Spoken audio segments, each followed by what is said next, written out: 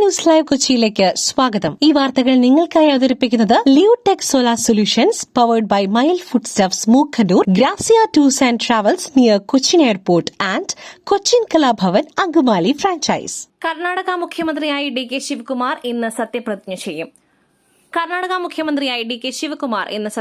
ചെയ്യും.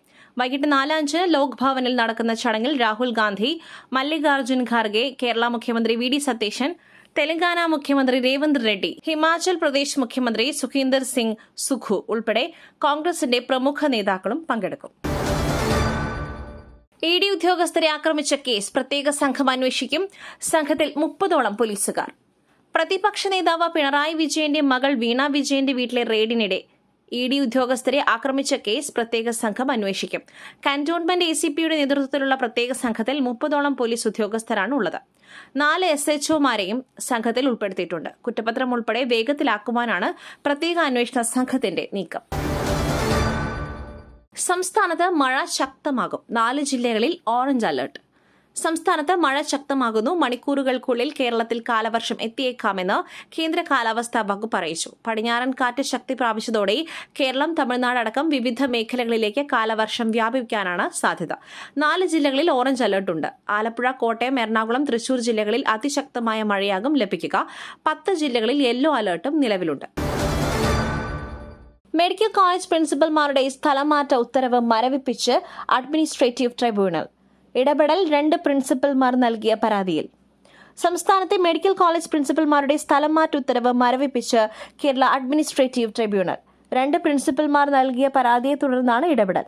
ഉത്തരവിറക്കി മണിക്കൂറുകൾക്കകമാണ് നടപടി. ഉത്തരവിന്റെ പ്രാബല്യം താൽക്കാലികമായി നിർത്തിവച്ചു.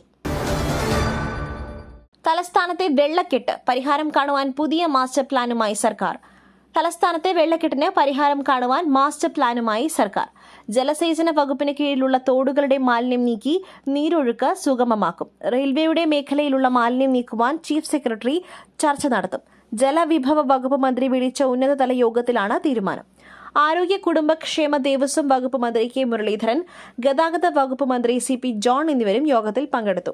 നഗരത്തിലെ വെള്ളക്കെട്ട് പൂർണ്ണമായി പരിഹരിക്കുന്നതിന് യുദ്ധകാലാടിസ്ഥാനത്തിലുള്ള നടപടികൾ സ്വീകരിക്കുവാനും വിവിധ വകുപ്പുകളെ ഏകോപിപ്പിച്ചുകൊണ്ടുള്ള ദീർഘകാല മാസ്റ്റർ പ്ലാൻ നടപ്പിലാക്കുവാനും യോഗം തീരുമാനിച്ചു.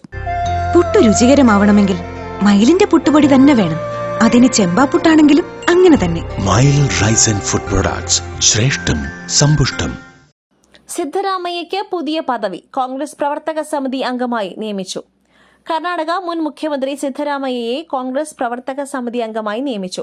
പുതിയ മുഖ്യമന്ത്രി നാളെ ചുമതലയേൽക്കാനിരിക്കെയാണ് മുൻ മുഖ്യമന്ത്രിക്ക് പുതിയ പദവി നൽകുന്നത്. സിദ്ധരാമയ്യയ്ക്ക് രാജ്യസഭാംഗത്വം നൽകുന്നതുൾപ്പെടെ നേരത്തെ പരിഗണനയിലുണ്ടായിരുന്നു. എന്നാൽ അദ്ദേഹം ഇത് നിരസിക്കുകയായിരുന്നു. മെസ്സിയുടെ റൂം നമ്പർ 202. തൊട്ടടുത്ത മുറിയിൽ ഡി പോൾ. പരിശീലന ഗ്രൗണ്ടിനടുത്ത് തന്നെ ടീം ഹോട്ടൽ.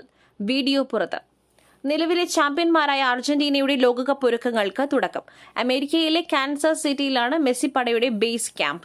പരിശീലന ഗ്രൗണ്ടിന്റെയും ടീം താമസിക്കുന്ന ഹോട്ടലിന്റെയും ദൃശ്യങ്ങളും പുറത്തു വന്നിട്ടുണ്ട്.